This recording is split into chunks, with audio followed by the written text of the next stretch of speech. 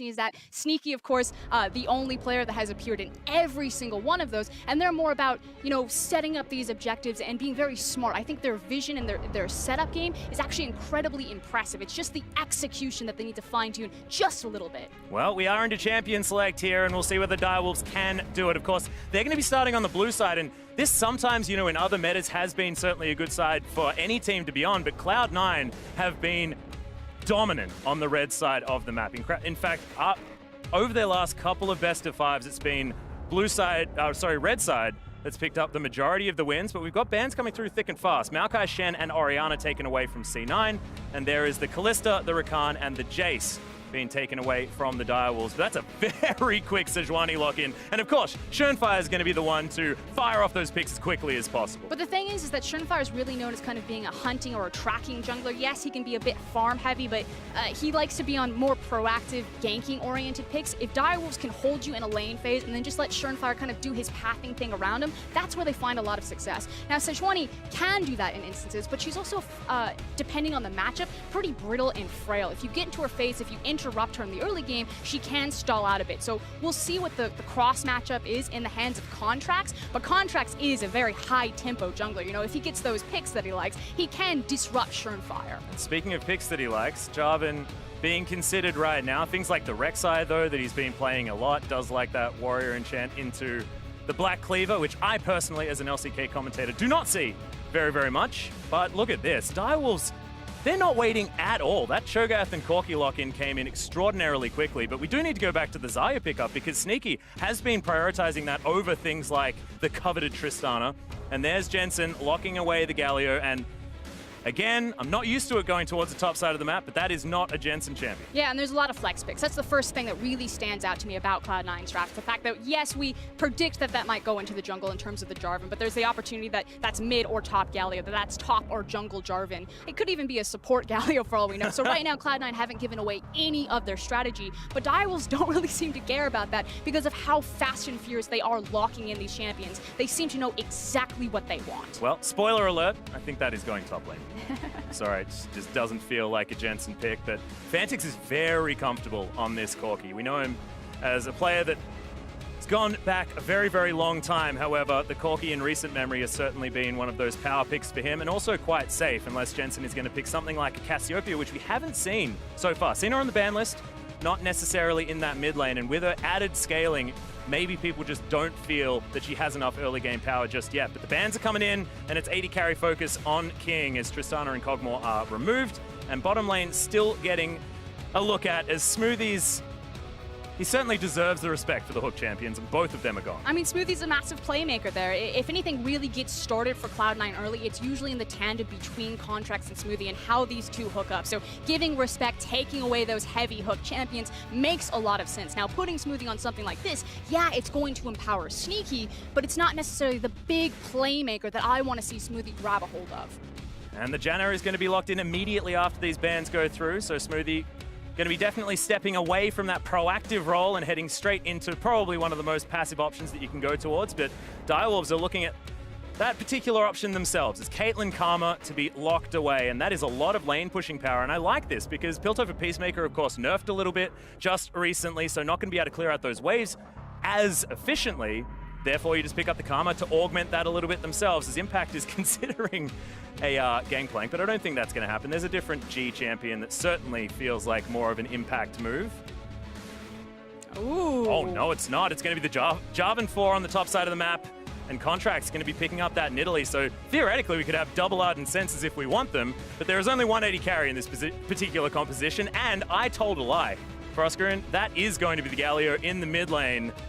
It's okay, Atlas. This is why you're the play-by-play caster. Let me take it from here. Well, I'll just step out of the dumpster for a moment, if that's okay. You did say the big key word, though, which was Ardent Sensor, and that's what Cloud9's composition is really built about. When Cloud9 faced CLG in the regional qualifier final, they did play a very similar composition to this, and it was the Ardent Sensor of Fiends build coming out of Nidalee. In tandem with the Janna, it's putting all of that pressure and all of that carry responsibility on Sneaky's shoulders, and he went big in that series, so he can do the same thing in this one. Now, on the other side of that, it's super comfort across the board. You already mentioned Fantic's Corki, comfortable there, but it's also King's Caitlyn. That is one of his big champions. Oh, and yes, she's seen repeated nerf after nerf, but in tandem with Karma, they're going to have so much control over that lane. And again, Surenfire, how does he plug into that bot lane? His jungle proximity is huge down there, and he has so many options to play around their pressure pivot point. The really interesting thing about this is the fact that Chippies is not necessarily playing his carries towards the top side. We know him for things like Jax, things like Lucian that he didn't actually lose on. I know the sample size is only 2 games in the last split. However, still 100% is 100%. And Cho'Gath, a very different beast. Yes, you can bite people for a heck of a lot of damage, but for all intents and purposes, that guy is a tank. And Impact is going to have a little bit more control up there with the added damage that he has, especially early on that Jarvan. So Chippy's is going to have to be very careful against a man that has been extraordinarily dominant. So as we hit Summoner's Rift, Direwolves, their normal playstyle may actually be hindered by what C9 have put together. And again, it's the reliance on having strong laners. The Direwolves very rarely play from behind. Out of their 29 games, they were only behind in 9 of them, so they don't have a lot of experience. And Cloud9, they've been moving. So you're saying their weakness is winning too much? Is that what you're saying? They're just too good now. But yeah, no, that certainly can be a problem, especially when Direwolves are such a snowbally team as well. They win fast, or they don't win. That's sort of how it works. So live fast, die young. Yeah, that's basically it.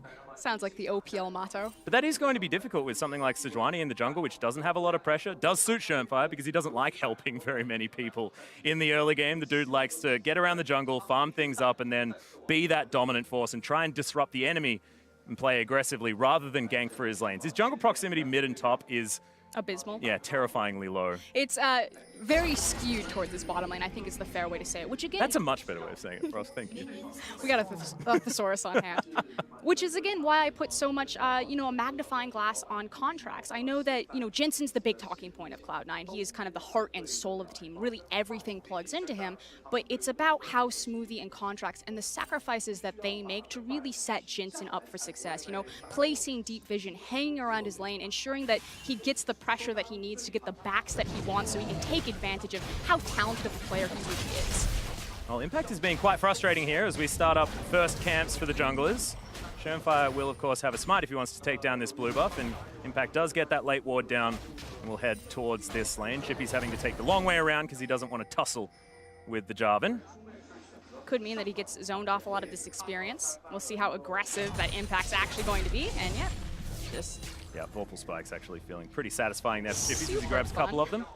That's the thing about Cho'Gath, though, is, when he wants to farm, he has to push the lane. It does leave him exposed. And if you look at all of the lane options that Contracts has to gank, top lane does look pretty delicious early on because you do have the kill pressure and the CC that Jarvan's going to offer. That said, Contracts, I feel like he's just going to spend a lot of his time trying to hunt or play around Sejuani. It doesn't feel like Nidalee is that sort of ganking jungler, though, that wants to get into the enemy jungle and really mess him up. And hunting Sejuani's is certainly something a lot of junglers have figured out is a great idea, just because she doesn't necessarily have all that power in the early game. He is just looking to steal away this Gromp, though. And he's miles and miles away from Shern at this particular stage. So we'll see where he goes. Looks like he's considering the Scuttle Crab. Did he just taunt the red buff? I hope so. It seems like a Surenfire thing to do. It definitely does. But so far, it's been a pretty calm game. It was sneaky and Smoothie ending up late because they did leash for contracts there, whereas Karma and Caitlyn got to walk directly into the lane. So they should have control and push priority down there. And I'm curious how Surenfire is going to translate that into grabbing deep vision on Contract's jungle. Again, he needs to get eyes on this guy so he can stay away from him until Sejuani really feels strong in the mid-game. And as we look down towards the bottom side, no relic shield shenanigans being picked up by any of these AD carries. It's going to be the swords and shields as King utilizing that extra range, meaning that he can pick up that Doran's Blade and be a little bit more comfortable. But Sneaky farming out quite nicely, despite the fact that the shove certainly going in favor of the Direwolves, as you might expect with the amount of push pressure that you have with Karma and Caitlyn. And so far, Surenfire set them up for success in the bottom lane, King and Destiny, by grabbing an early Scuttle Crab, by placing deep vision down there so they can afford to be that over-aggressive and that extended forward, trying to punish the tower, trying to punish the Janna lane. I'm just curious if it's going to remain consistent like that, because if King and Destiny want to play that far forward, yeah, it's not a great lane to gank, but Contracts could just peek his head down there. As we have a peek into the mid lane, you mentioned Jensen, certainly the player that C9 like to play around. Fantix has had basically the highest CSD numbers since he started playing professional League of Legends in Oceania. So still, he's farming out great, but the Justice Punch is going to come in, and he's going to get taunted up. Spear lands from Contracts, jumps forward. There's the flash to follow for the first blood, and Contracts, you'd expect him to be in the mid lane, but it's not always successful ganks that come out. Fantix, that's a problem to start things off for the Direwolves. Yeah, and Fantix is just trying to lessen the bleeding right now, pulling the creep wave over to the side, trying to get at least a nice freeze for Fantix, or holding the wave in a good spot for him. He does have teleport, so there he comes. He's not going to lose too much in terms of the CS on the wave, but losing first blood to Contracts is certainly going to hurt. That's a big problem. Jensen going to teleport back in as well, has his Catalyst, so the dueling potential for this Galio feels a little bit infinite from now on. And this means that it's basically a nullified matchup anyway when it's Corki versus Galio. He's going to farm things. Corki's going to try and impact the lane, but really you're a Galio. You tend to shrug when it comes to a lot of that pressure.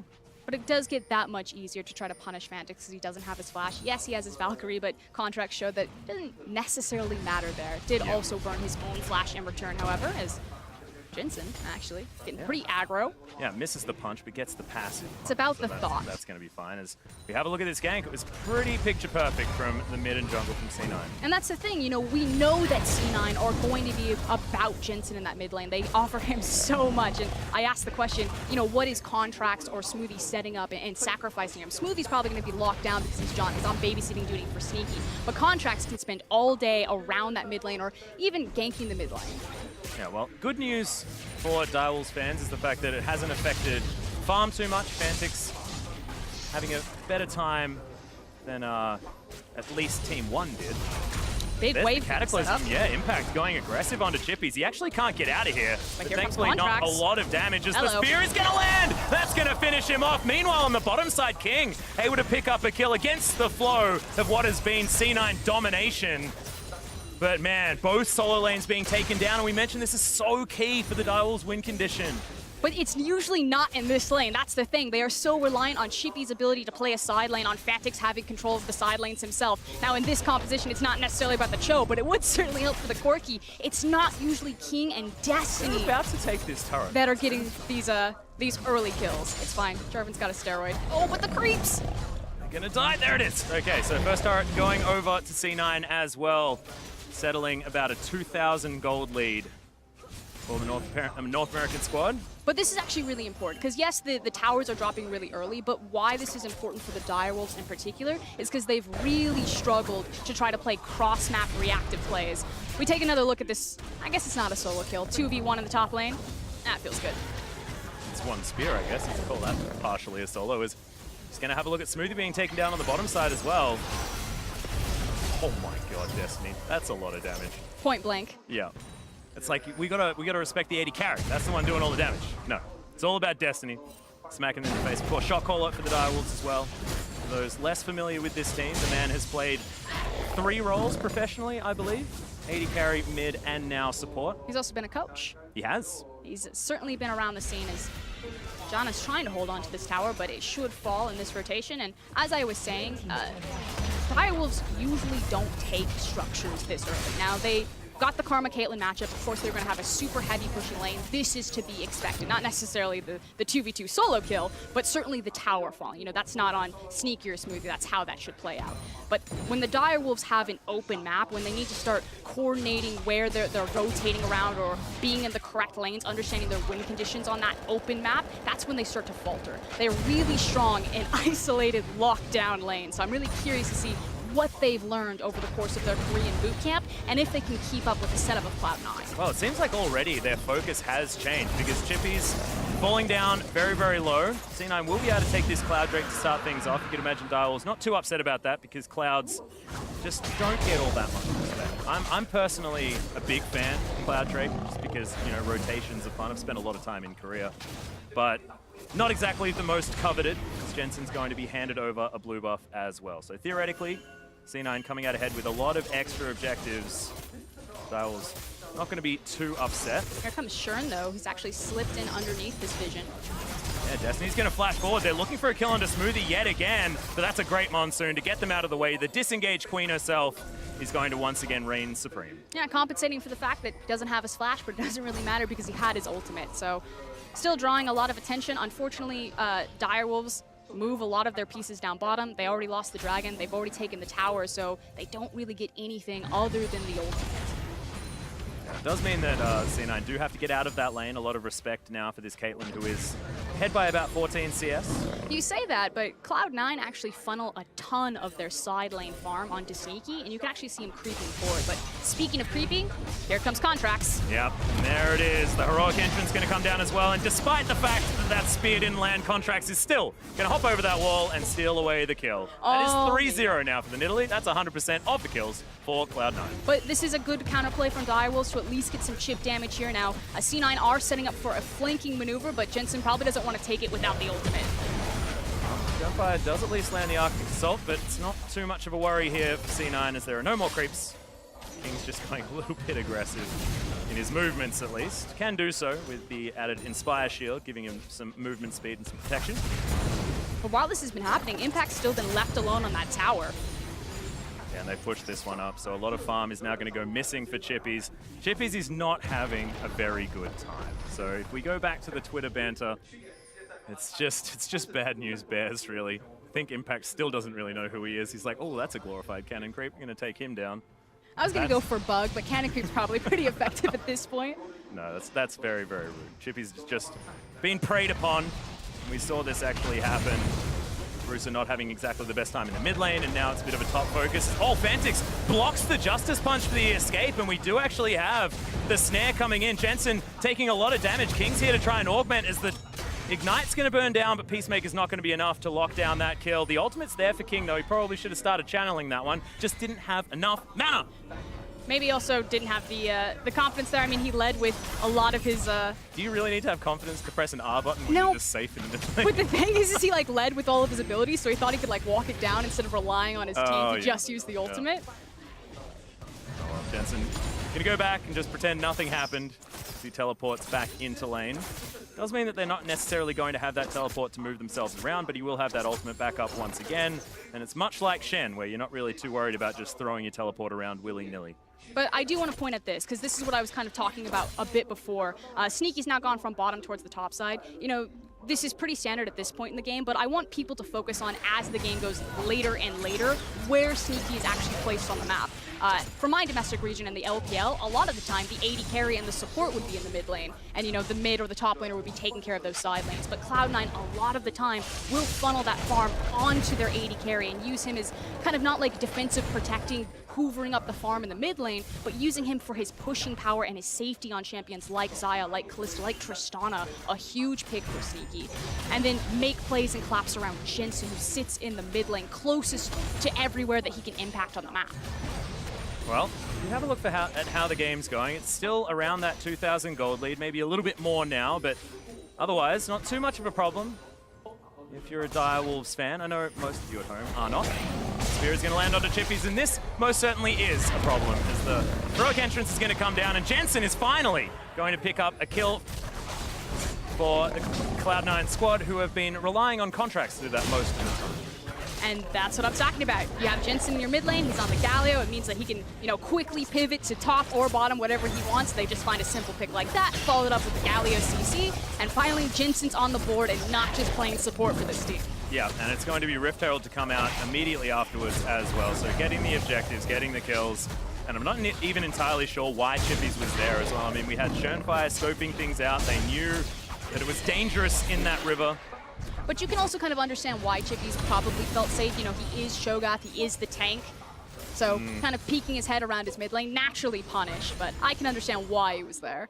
Well, once again, 50 CS lead here for Impact. And I have to, like, to me, like, Impact has been one of the most impressive players on C9, especially during playoffs and, of course, the regional qualifier. He really has stepped up his game. The guy just seems to be able to get farm in any matchup or dominate the matchup entirely. And it's happening once again. It happened last time. It's happening now. Yeah, he was, you know, fairly inconsistent, had a bit of his slumps over the regular split, but certainly came back very hard on the end of the split. And what I really like is, you pointed out, his ability to absorb and kind of control losing matchups. And then when you do give him that opportunity to carry, that's like the real strength of Cloud9 to me. The fact that they can carry from every position and they don't always have to rely on Jensen. Yeah. And that absorbing pressure is something that Chippy's really needed to do towards the beginning of this game. Cho'Gath is very different to, you know, the Jax that he loves, the Lucian that he loves, because that's going to be able to dish out that pressure, whereas Cho'Gath is about taking punishment for as long as he can. And it's really about shifting responsibility. You know, Direwolves usually rely on Fantix, rely on Chippies, like you said, to play those big carry top laners, but by picking up the Cho'Gath, they're getting so much more power to King. I really like how Cho'Gath kind of does the same thing that Cassiopeia does for AD carries, and that it makes it really hard to dive onto the back of them, because he has, you know, the Vorpal Spikes, the big silence, the Rupture. You know, if Cho is standing next to that Caitlyn, you suddenly don't want to go back there. Well, Fantix has picked up his Trinity Force as well as his Sorcerer's Shoes, so he's ready. Got all of that extra movement speed and, of course, the extra power that the Trinity Force does give you. And Corki, one of my favorite champions when you want to talk about power spikes, because every single item you pick up gives you a power spike. And then he just hyper scales into late game. Yeah, exactly. It's like power spike, power spike, power spike, hyper carry. Oh yeah, it feels you can very survive most mid lane matchups due to his itemization and just natural protectiveness. Has huge damage in the mid game and then hyper scales into late game. Like how you're talking about surviving the mid lane as the mid lane gets completely obliterated by C9. Looking to grab a very relevant dragon here as the mountain is going to go down, most likely uncontested, as Direwolves have no interest in running into C9 at this point in the game. And this is one of the things that I really liked about C9 when I was, you know, watching their VODs and setting up for Worlds. I actually think that their setup is really consistent and quite clever. You know, they use the Rift Herald in the mid lane, they take down the tower, they get control there, and then easily rotate into the mountain. And it seems pretty simple, but a lot of teams will just fumble that simple setup. It's the execution part that Cloud9, you know, not quite finding the team fight at the right moment, or maybe fumbling the team fight mechanics a little bit, someone out of position slightly, that's where they start to falter. But so far, it's been a very clean play-in beginning for them. Yeah, and you can see bottom side where they set up for that dragon. Now going to have to replace some of that vision, hitting about the 16-minute mark. In 4 minutes' time, we'll need to get ready for that Baron dance, and I feel like C9 probably will feel relatively comfortable going for that as soon as possible. Yep, taking their time to push down bottom while they can still play down there. As the 1-3-1 has begun for Direwolves, but not necessarily to their advantage on the bottom side. Yeah, Fantix did have the Cull cash in though, Frosco. This is the big sell. This is important to mention because, you know, it's 5,000 gold lead, things not looking great for Direwolves, but at least Fantix is theoretically 1-1-0. That is good news. Only 3 CS behind. Oh, brilliant. I'm online, boys. Let's go. I've got the package. Yeah, can you tell that I'm a Fantix fan? Have been quite some time. Well, that's fair. I mean, Fantix has a huge reputation in Oceania, formerly known as Perfection. And hold on, though. King, you're in trouble. Oh, that heal movement speed, that's going to get him out of the way. Jensen's still hunting him down, but he's going to realize that it's not worth it. They're just going to continue pushing up the mid lane, and they've zoned everyone away. Yeah, exactly. Cloud9 still have inside track on this mid lane, and Direwolves are scrambling to get behind their tower. They're going to lose this for free. Are they? I feel like Direwolves are just sort of moseying on towards the tower. It didn't look like very much of a scramble at all. As Impact is just going to pick up this wave that Fantix was shoving into the turret, and honestly, it's just not necessarily working out for the Direwolves. And we said that this could definitely be a problem. If they fall behind, they don't have that pressure to play with. And we haven't seen the Direwolves in this position for a very, very long time. They're used to pushing up their waves and providing space for Schönfire. And now it's about triaging your lanes and getting Schönfire somewhere to farm, while King and Destiny are the ones that have the lead, which is the complete opposite to how things are supposed to work for this team. The Direwolves are used to being proactive. They're used to setting their pace. They're used to saying, this is where we're going to fight and this is how we're going to sculpt the map. When they have to be reactive, they virtually have very little experience domestically playing that. And again, when they're behind at 15 minutes, they've only been behind 9 times out of 29 games. They do not have experience playing from behind. Yeah, certainly not good. Whereas you look over the other side, C9, often when they're making proactive plays, that's where things go wrong. However, them in a reactionary style, when they're playing calm and collected, just waiting for someone to make a mistake moving towards them, they have looked brilliant. It worked fantastically well in the qualifier against CLG, and now they're able to do it to no end against the Direwolves. And it's just, the stylistic mismatch is what I feel is a real problem here. Even though in this game they were making proactive moves and things were working out for them, it's still, whenever Direwolves go for anything, it just doesn't necessarily work because C9 know what to do in each situation. And they know exactly where they need to be, which is pushing in this inner top lane tower. Now, while this is happening, simultaneously, Jensen is hard shoving mid lane. So it's just about a game of patience as Cloud9 are chipping away on all of the structures on the map. Yeah, and stealing away the jungle over and over again. You can see 130 against 83. And I know jungle camps is a bit of a confusing one because there could be Krugs and Raptors mixed up in there, but 50 CS in the lead for the Nidalee is pretty bad. But take a look at your map right now, because the Baron is spawning in 27 seconds. Cloud9 are simply creating space to get all of these control wards and all of this vision placed in Direwolf's jungle. So their tactic is clear. They'll take the tower for free. They've just simply overwhelmed Direwolves there, but the real prize is the Baron. And again, like I said, with the setup that Cloud9 do, it's actually really impressive. You know, let me see the LPL. We don't buy a lot of wards. Cloud9 buys a ton of wards. Well, Baron is going to be spawning in 1 second. There he is, popping up with his cool new World's clothes. I actually really like the World's Baron. I'm a big fan. But look at all of the vision that C9 have. They are so prepared to head towards this. They're not actually going to go towards it right now. Direwolves have themselves in position, but C9 may as well farm them a little bit more before heading towards the big purple worm. They're actually waiting on impact, so that's the big guy that you need to be paying attention to. As soon as he gets that pressured to where the Direwolves need to respond, they're put in this position where we either try to jump on the 4 members that are out of position, like Sneaky. Oh god, Destiny. Didn't necessarily want to take that fight in the end, as Impact is going to teleport forward. Good Howling Gale's actually is going to knock him up. It was actually a rupture. He's just going to get eaten. Jensen comes down. They're going to trade 1 for 1 as Contracts grabs himself yet another kill. The Justice Punch is good onto Fantix. Valkyries himself out of the way, so he's going to be relatively safe. As Chippies is launching forward, he's actually quite tanky now. As King, that was a little bit over-aggressive. Flashes out. He's going to be fine for the moment, but he probably didn't need to use his summoner just there, and it's a 1 for 1 in the end. And probably something the Dials are going to be okay with, but man, that was an odd one, King. That was a bit aggressive. Your boy King, what, nets forward, flashes back out. I didn't want to be here, and he doesn't want to be there. Nope, certainly doesn't. Not going to get hunted just yet, so Contract's looking for this last spear, is going to miss it. King wants to turn this one around. Chippies is a very, very big Jurassic Cho'Gath right there. But there, that's exactly what I'm talking about. Cloud9, they had that jungle lit up like a Christmas tree. Oh, God. That hurt. They could see everything and anything, and you see the idea. The idea is 100% correct. They've got impact, he's grabbing the wave, he's like, just hold up, guys, wait a little bit, we've got the correct vision control, I'm gonna pressure bottom, and then we're gonna make our move. But it's just slightly out of positioning, just a slight missed execution where they lose a lot of that momentum, that time and that gold of, you know, buying that vision, placing it down, setting up the Baron. And where Cloud9 had been really ramping up the tempo of the game, they now need to take a step back and kind of catch their breath. They wasted their teleport summoner, so it's much harder to make that cross-map play. So Direwolves, with their bold move over the wall here on the blast cone from Surenfire, bought themselves probably about 5 minutes more to continue to farm and try to get a foot back into this game. Now we've got to try and work out what King was trying to do here. That is the most important. I think he just saw greatness in his eyes and he decided to go for it. As coming into this fight, you know, Impact, the idea was correct.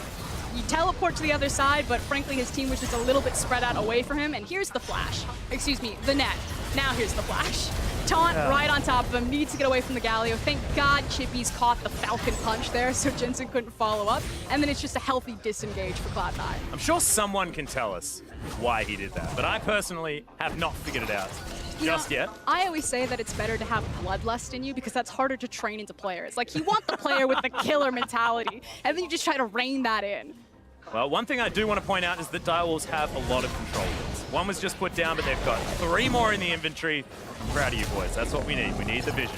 3,000 gold behind those, so we're not going to use that vision to be aggressive as Surenfire is going to do exactly that. Contract's going down very, very low as there's the heroic entrance and impact. Massive cataclysm damage. Shern's going to die as well. Destiny, I believe, died incidentally as they were trying to kill everyone else. And this should definitely spell Baron. Shern dead, no smite. And C9 just looking to put the final nail in the coffin of what has been a very difficult game for the Direwolves. At Cloud9, they took their breath. They said, just run it back. We don't have the teleport, so this time Impact will play with us. They find their hard engage, just blow them up with the gold lead. 10K now in their favor that they've accumulated this game, and walk through with a free Baron.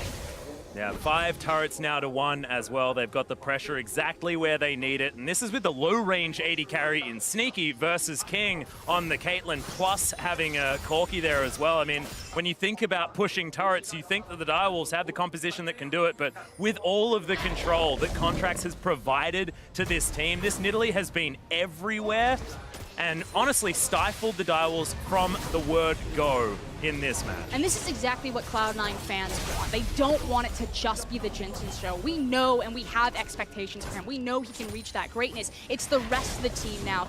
They have the same thing in them. We've seen it from Sneaky going Miracle Mode. We know Impact can be a world champion. They just need to return to that form. Well, Arctic Assault is going to go wide as Smoothie. Takes a lot of damage here, but Impact going to get himself right in. Knocks up Chippies, but not exactly the right champion that he wants to be going for. As Schönfire, that Arctic Assault was an odd one, as Sneaky's going to be able to pick up that kill. And yes, it was a decent Glacial Prison, but there was no follow-up. There was nothing else, and then he decided to put his face into it once again. Just not necessarily working here in the Direwolves. I mean, I can understand this because you have to try and make plays. You have to try and do something. The idea isn't to lose slowly, ever. You've still got to try and make plays because you're only going to win based on surprise at this stage. And even that is going to be extraordinarily hard. Now, he did zone off a lot of members for Cloud9, but it's about who they're making the plays around. And frankly, Fantix is really the only guy doing necessary damage at this point.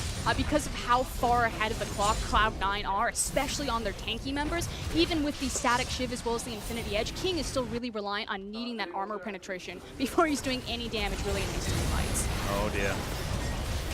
Taking another look at this one, it's the big Cataclysm, the Wombo combo from Impact that really sets everything up, as well as the fact that the teleport never comes in. So this is a 4v5 in favor of Cloud9.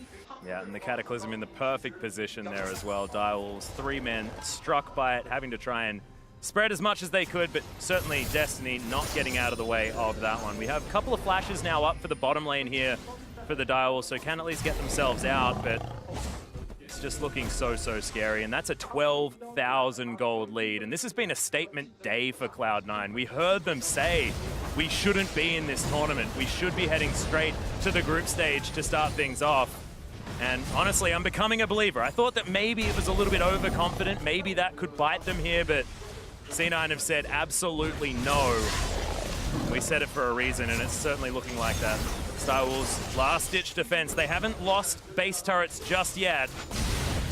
It's feeling like only moments before that happens. Baron ticking down slowly. And again, all eyes really have to be on Schönfire as the primary engage tool. He needs to hit the perfect ult, and it needs to be followed up by the perfect Fantix damage if Direwolves want to stand a chance here. Otherwise, it's just going to be a slow, suffocating crawl for Cloud9. Yep, and King, he's just taking so much damage. Phenomenal taunt comes down for Jensen, who's really playing this Galio like a man who's been playing it all split, and he certainly hasn't. Contract's going to finish off Schönfire. And C9, it's like this mid-jungle duo are always going to have someone who gets all the kills, and this time it's going to be Contracts with Jensen just setting them all up for him. The Nexus turrets are now going to be falling down as C9 27.5 minutes into this game, looking to put the final nail in day one. And certainly the statements have been made. Direwolves, they were talking the talk, but the walk was more like a limp today. We'll see whether day 2 is going to be better, or whether their game to finish out the night is going to be better as well, because that wasn't enough. And C9 look so dominant in this group. They look like the strongest team in play-in so far. Lion definitely up there as contenders, also looking good in form, but nothing to the dominance that Cloud9 have. I think WE did pretty well as well. Crashed onto this tournament. I'll hold off on that one. Yeah, I know.